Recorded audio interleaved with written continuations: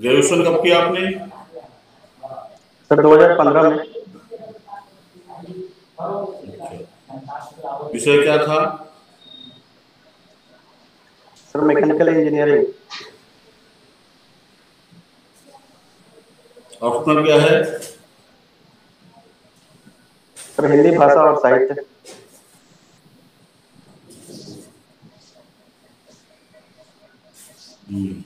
Hobby क्या है? Sir flower gardening.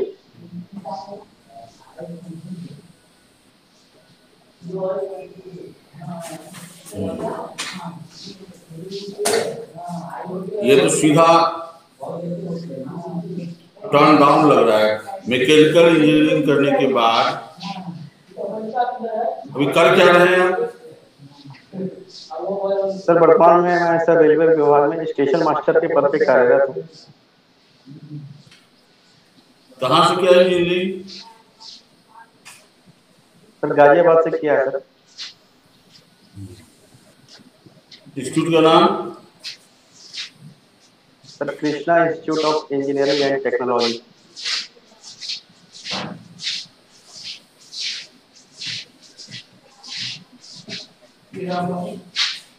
आपने मैकेनिकल इंजीनियरिंग किया, रेलवे में एएसएम, ठीक है। और ऑप्शनल विषय हिंदी साहित्य।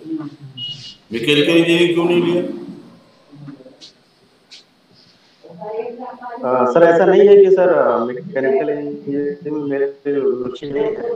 दोनों ही विषयों में सर मेरी बराबर रुचि है, क्योंकि दोनों ही विषय सर सृजन के विषय हैं। लेकिन सर साहित्य सर समाज का दर्पण होता है, और हम जब सिविल सेवा में आते हैं तो समाज के लिए ही काम करते हैं, लोगों के बीच ही काम करना पड़ता है। और सर ये सब्जेक्ट हमें संवेदनशील बनाता है और मानवीय पहलू को समझने में हमारी समझ को अच्छे से विकसित करता है। सर इसलिए मैंने सर हिंदी भाषा और साहित्य को वैकल्पिक विषय बनाया था। अच्छा, ये mechanical engineering, as a mechanical engineer प्रशासन में क्या योगदान आप दे सकते हैं? सर मैकेनिकल इंजीनियरिंग की पढ़ाई मेरे प्रशासन में काफ़ी कई मायनों में हेल्प करेगी।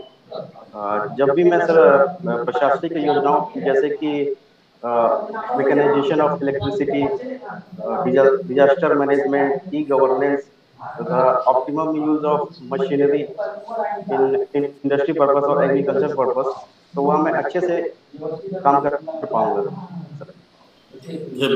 साथ ही साथ बिहार एक कृषि प्रधान राज्य है, तो आपका मैकेनिकल इंजीनियरिंग का जो अनुभव है, जो आपने ज्ञान सीखा, वो कैसे बिहार के एग्रीकल्चर को आगे बढ़ाने में या बिहार के विकास को आगे बढ़ाने में मदद करेगा?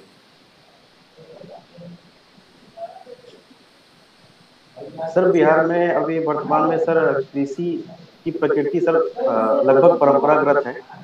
तो यहाँ सर विभिन्न प्रकार के टेक्निक्स का इस्तेमाल किया जा सकता है, जैसे कि सर अभी भी क्या है कि बुआई के लिए या फिर रुपाई के लिए ज्यादातर मनुष्य ही इस्तेमाल किए जाते हैं। वहाँ पे हम सर विभिन्न प्रकार की मशीनों का इस्तेमाल कर सकते हैं, जैसे जिससे प्रोडक्टिविटी बढ़ाई जा सकती है। जैसे सर अभी बहुत तरह के नए नए उपकरण आ गए हैं, जैसे जो हमारे महाराष्ट्र, गुजरात जैसे राज्यों में इस्तेमाल किए जा रहे हैं। वे अभी वैसे उपकरण इंस्ट्रूमेंट का कुछ नाम भी होगा, जी सर मैं उसका प्रॉपर टेक्निकल नाम मिस कर रहा हूँ सर उसका। मुझे प्रॉपर नाम मिस कर रहे हैं। Yes sir.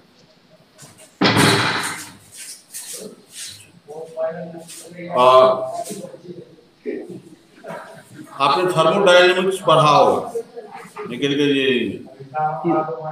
जी सर। तो फर्स्ट लॉ ऑफ थर्मोडायनेमिक्स क्या है? Sir first law of thermodynamics ऊर्जा के संरक्षण सिद्धांत से संबंधित है। यह कहता है कि ऊर्जा का क्षरण नहीं होता, बल्कि यह एक रूप से दूसरे रूप में रूपांतरित होती है। जैसे ये जो डीजल इंजन और पेट्रोल इंजन, दोनों की मैकेनिज्म में क्या अंतर है? इससे कहा था कि डीजल इंजन ज्यादा सस्टेनेबल है। सर डीजल इंजन में सर स्पार्क इग्निशन टेक्निक अपनाई जाती है और वहीं कंबशन इंजन में कंप्रेशन इग्निशन टेक्निक अपनाई जाती है। और इसमें क्या है सर, डीजल इंजन में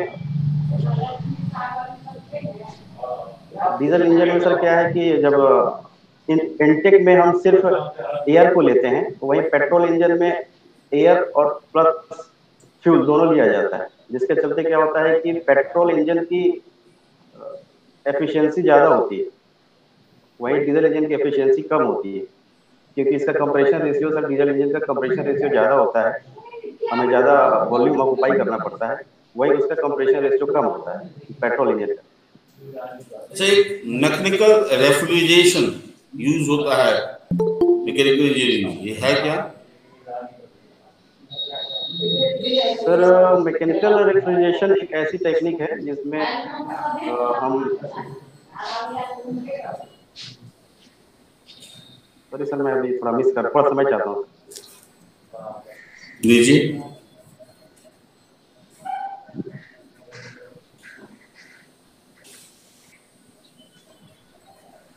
सर मैकेनिकल रेफ्रिजरेशन एक ऐसी टेक्निक है जिसमें हम रेफ्रिजरेंट्स के सहारे, रेफ्रिजरेंट्स जैसे सर हम इस्तेमाल कर सकते हैं कि CFC,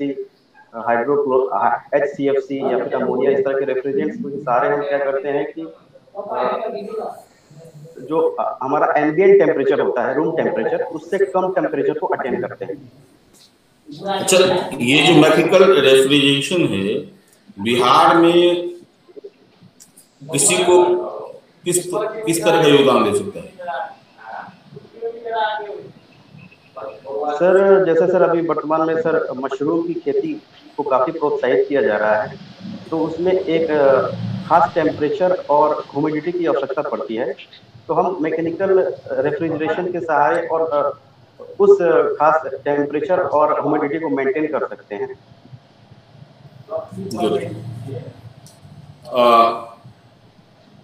ऑप्शनल है हिंदी भाषा साहित्य। जी सर। साहित्य होता गया। सर साहित्य शब्द और अर्थ के मेल से बनी एक ऐसी लोक मंगलकारी रचना है जो रचनाकार के भाव, विचारों और आदर्शों को व्यक्ति तथा समाज तक संप्रेषित करती है। अच्छा, साहित्य जो है अन्य विषयों से कैसे अलग है?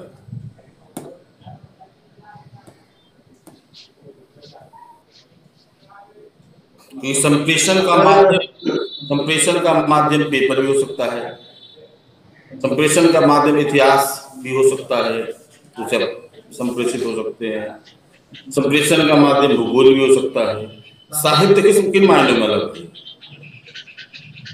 सर जैसे कि सर आज का युग वैज्ञानिक युग है, तकनीकी युग है, तो वैज्ञानिक युग में भूगोल तथा विज्ञान जैसे सब्जेक्ट जो हैं वे हमारी भौतिक आवश्यकताओं की पूर्ति तो करते हैं, लेकिन सर वे हमारे संवेदनात्मक तथा सृजनात्मक आवश्यकताओं की पूर्ति नहीं कर पाते।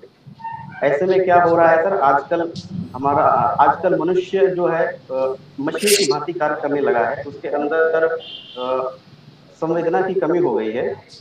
तो इस प्रकार सर विज्ञान वाले विषय जो हैं हमारे बाह्य स्वरूप को संवारते हैं, लेकिन सर साहित्य हमारे आंतरिक स्वरूप को बनाता है सर। अच्छा, काव्य क्या है?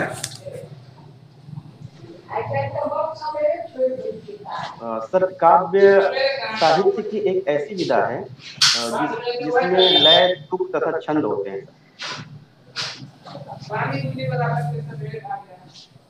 अच्छा, फिर कविता क्या है? सर कविता काव्य का एक रूप है जो मुक्तक विधा की श्रेणी में आता है, और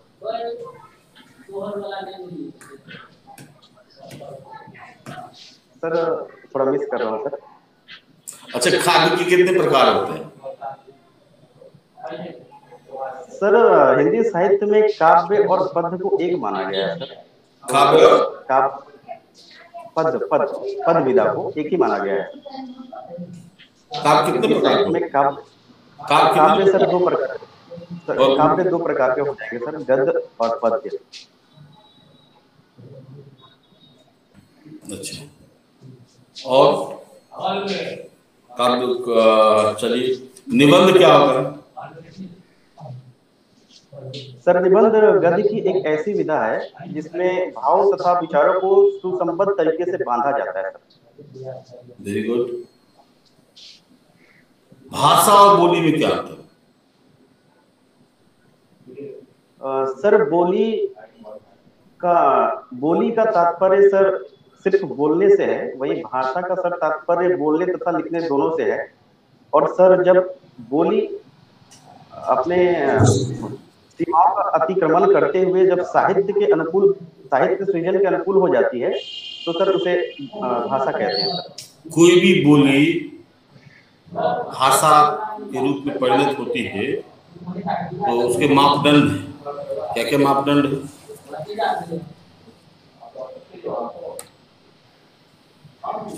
सर फिलहाल तो मैं सर यही याद कर पा रहा हूँ कि सर जब वो साहित्य सृजन के अनुकूल हो जाए। अपभ्रंश और अभट में क्या अंतर है?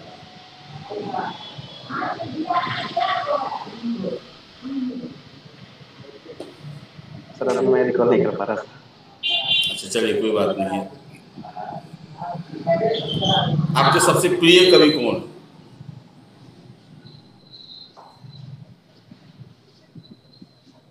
सर मेरे सबसे प्रिय कवि कबीर हैं सर। कबीर? क्यों? जी सर। क्यों? सर कबीर सर मेरे प्रिय होने के पीछे कई कारण हैं सर। जैसे कि सर कबीर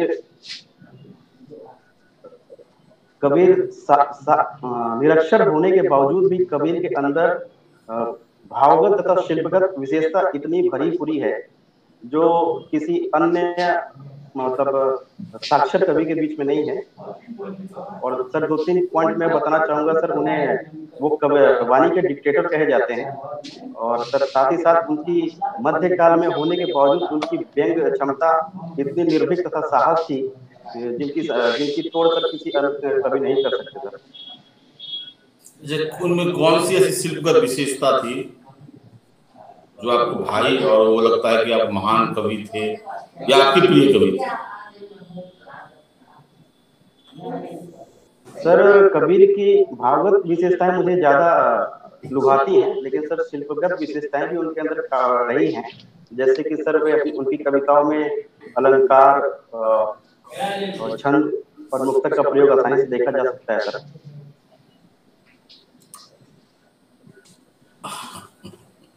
अच्छा कोई बात नहीं। अलंकार, उनका सबसे प्रिय अलंकार कौन था? सर कबीर चूंकि सर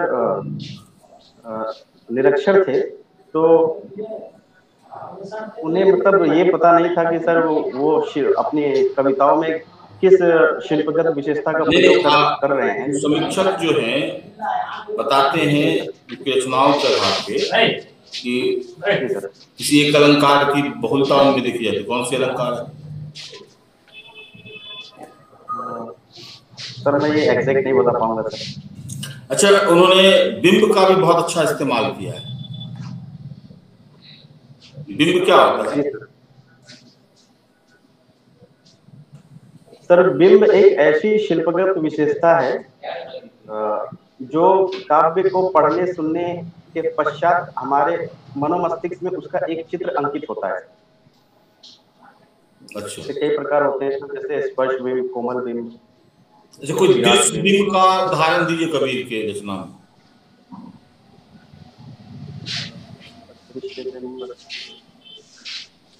चलिए, कबीर की कोई एक ऐसी रचना बताइए जो आज भी प्रासंगिक है, सुनाइए उसको।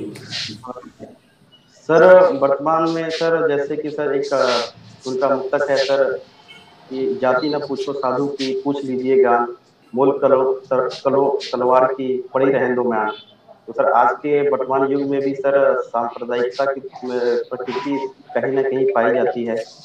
तो इसलिए उन्होंने सांप्रदायिकता का खंडन किया है कि हमें उससे हट के ज्ञान की मात्रा जो देनी आप पद चाहिए। बता रहे हैं उसमें सांप्रदायिकता है कि जातिगत है?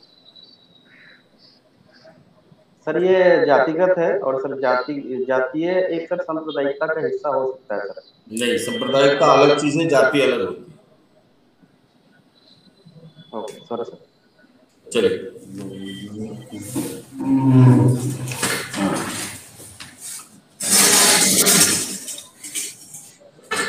आपकी पोस्ट प्रायोरिटी क्या है? सर पहले सर बिहार प्रशासनिक सेवा है सर, दूसरे नंबर से बिहार निबंधन सेवा, तीसरे नंबर पे बिहार शिक्षा सेवा। अगर बिहार प्रशासनिक सेवा में आपका चयन होता है तो आपकी पोस्टिंग किस पद पर होगी? सर बिहार प्रशासनिक सेवा में चयन होता है तो मेरी posting sir senior deputy collector के रूप में होगी सर। एसडीएम के रूप में होगी ना? तो सर सीनियर डिप्टी। अच्छा, एक दो टर्म है एसडीओ और एसडीएम, इस दोनों में क्या फर्क है?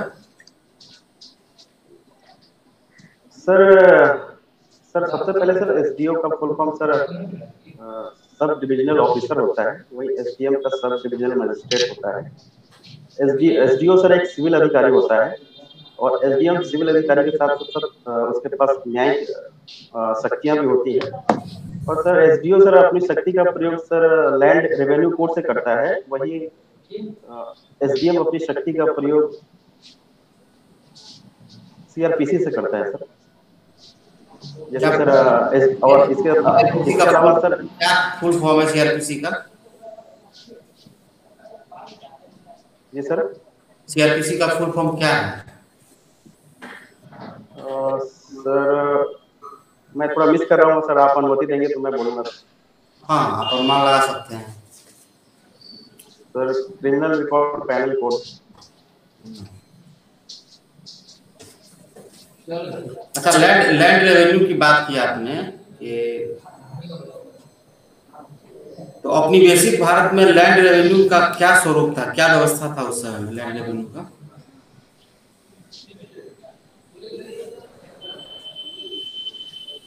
सर उस समय सर जमींदारी प्रथा प्रचलित थी सर। और बताइए, सिर्फ जमींदारी ही प्रथा नहीं थी, और भी प्रथाएं थी?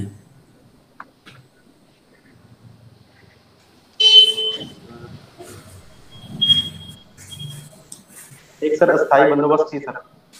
हाँ, वो जमींदारी कोई कहा था अस्थायी बंदोबस्त? अस्थाई बंदोबस्त सर रैयतवाड़ी सर। रैयतवाड़ी था। तीसरा मालवाड़ी था। Malwadi, okay thank you. हाँ सर इस तीनों के बारे में बताइए कि क्या क्या मतलब इसमें प्रोविजन था? अस्थायी बंदोबस्त क्या था, रैयतवाड़ी क्या था, मालवाड़ी क्या था?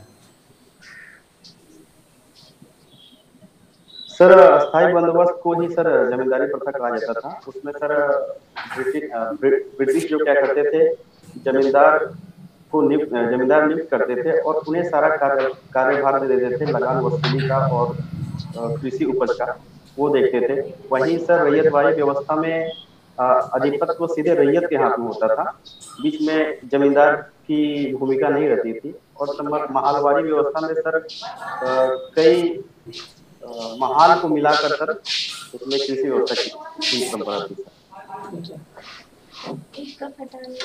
महाल किसको कहा जाता था उस समय में, और इन तीनों सिस्टम किनके द्वारा इंट्रोड्यूस हुआ था ये बताइए?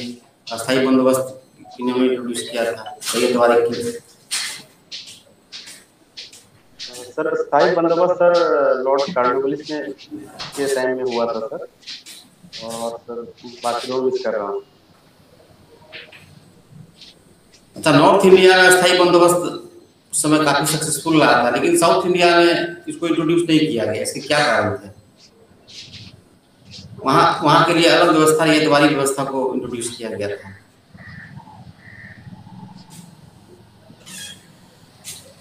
सॉरी सर, मैं अभी नहीं सोच पा रहा हूँ सर। अच्छा, आपने फ्लावर गार्डनिंग अपनी हॉबी कही थी ना? जी सर। अच्छा, तो अभी रेनी सीजन चल रहा है, तो इस सीजन में कौन कौन से प्लांट हम लगा सकते हैं फ्लावर के? सर इस सीजन में सर गुलाब सर लगा सकते हैं, इसके अलावा सर चमेली, गेंदा, अपराजिता जैसे फ्लावर लगा सकते हैं। अच्छा, गुलाब जो होता है उसको कैसा सॉइल पसंद होता है? हेलो सर, क्या बोले? गुलाब जो रोज जो होता है उसको कैसा सॉइल पसंद होता है? उसके लिए अगर हम मिक्स सॉइल तैयार कर रहे हैं तो कैसा सॉइल तैयार करेंगे? सर गुलाब के लिए सर गुलाब को सर हम कई प्रकार से उगा सकते हैं सर। एक तो सर मिट्टी में भी उगा सकते हैं, इसके अलावा सर हम नारियल्स जो होते हैं उसके फाइबर्स में भी उसको मिक्स करके सर उगा सकते हैं सर। कोकोपीट कहा जाता है उसको ना? जी जी जी सर, जी सर। नहीं, तो मेरा प्रश्न था कि गुलाब को अगर सॉइल में हम उगा रहे हैं तो उसके लिए कैसा सॉइल तैयार करेंगे?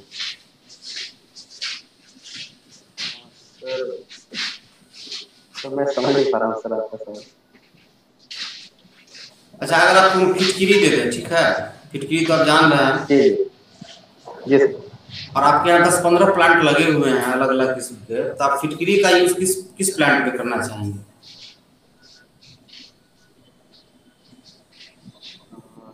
सॉरी सर, आइडिया नहीं है सर। फिटकिरी मिट्टी को एसिडिक बनाता है ना? जी सर। और रोज को एसिडिक सॉइल पसंद होता है।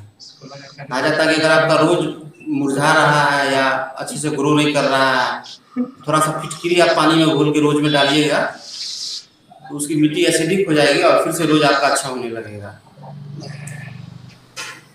जी सर, ओके, थैंक यू। कुछ क्लाइंबर प्लांट का नाम बताइए। सर जैसे कि सर अपराजिता अपराजिता हो गई सर, छोड़ के। इसके अलावा सर बोगनविला सर, और सर बोस्टन फॉर्म भी हो जाती है सर प्लांटिंग में। आपने अपने यहाँ किस किस तरह का प्लांट लगाया है? सर अभी वर्तमान में सर मेरे यहाँ सर एक सदाबहार है सर, चंद्रमौली और गुलाब भी है सर, और गेंदा सर। ये तो गेंदा का फ्लावरिंग सीजन नहीं है ये। सर गेंदा होती है सर, गेंदा सर ऑल सीजन फ्लावर है सर। मतलब इस सीजन में बहुत कम फ्लावरिंग वैरायटी होती है। हाँ सर, उसमें कई वैरायटी होती हैं। तो बोनसाई क्या होता है? सर बोनसाई एक जापानी टेक्निक है जिसका अगर शाब्दिक अर्थ देखें तो बौना पौधा होता है। इसमें सर किसी बड़े वृक्ष या पौधे की छोटी प्रतिलिपि तैयार की जाती है सर। फिर इकेबाना क्या होता है? जी सर, इकेबाना सॉरी सर। अच्छा, इक्विसेटम, इसके बारे में सुने? Gardening of Equisetum.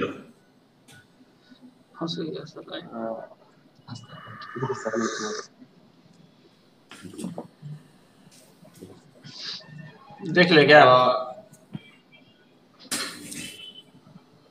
Suresh Kumar Chaudhary, कहाँ घर है आपका? सर पश्चिमी चंपारण सर। चलिए, हम इंटरव्यू खत्म कर रहे हैं। 2 चीज याद रखिएगा। वैसे जो आपका पॉजिटिव साइड देखा था कि आप कूल काम कंपोज है और आंसर बहुत पॉज लेकर के बहुत गंभीरता से बहुत बेहतर ढंग से दे रहे, वो साइड आपको बहुत अच्छा है। चेहरे पे स्माइल भी है, जो रेगुलर स्माइल, मतलब नहीं भी कुछ गलतियां और नहीं भी होने पे आपने वो आपकी है। वो चीज़ बेहतर है, आपको हो सकता है अच्छा। अगर आपकी तैयारी थोड़ी सी ठीक हो जाए तो आपको इंटरव्यू में बहुत अच्छा नंबर आएगा। आई थिंक 80 to 90, ठीक है। और हम आपको सलाह देते हैं कि अगर करना है उसका उपयोग कीजिएगा। हमारे यहाँ 80 to 90 मोर देन 50 किलो में स्टूडेंट को पिछले बार आया था 64। तो इस बार आप भी उसमें आएंगे। एक सलाह ये है कि जो आपका मैकेनिकल इंजीनियरिंग जो पार्ट है उसका क्या उपयोग हो सकता है बिहार में, ठीक है ना, उसको अच्छे से और खास के एग्रीकल्चर में तो जो इंस्ट्रूमेंट यूज होता है एग्रीकल्चर में, जरूरी नहीं बिहार में, बाहर यूज हो रहा है, उसको हम कैसे यहाँ बिहार में लगा सकते हैं, ये आपकी याद है। दूसरा हमने रेलवे पर नहीं पूछा, अब रेलवे में है, इससे बहुत क्वेश्चन पूछे जाएंगे, बहुत क्वेश्चन पूछे जाएंगे। आज नहीं दूसरे दिन हम लोग पूछेंगे आपसे। रेलवे की भी तैयारी आप बहुत अच्छे तरीके से करेंगे। तो और हिंदी साहित्य में 50-50 मुझे लगा, कुछ जगह आप ठीक लगे, कुछ जगह मुझे स्कैटर्ड सा लगा, ठीक है। क्योंकि हिंदी साहित्य का मैं खुद टीचर हूँ और मैंने सबको नोट्स दिया है, ठीक है, तो आपको भी नोट्स प्रोवाइड कर दिया जाएगा। जो परिभाषित जो आप कुछ से गड़बड़ हो रहा है उसको आप ठीक कर दीजिए। जी सर, मेरा इंटरव्यू 2 तारीख को ही है सर। ठीक है, हम आज आपको भिजवा देंगे, ठीक है कि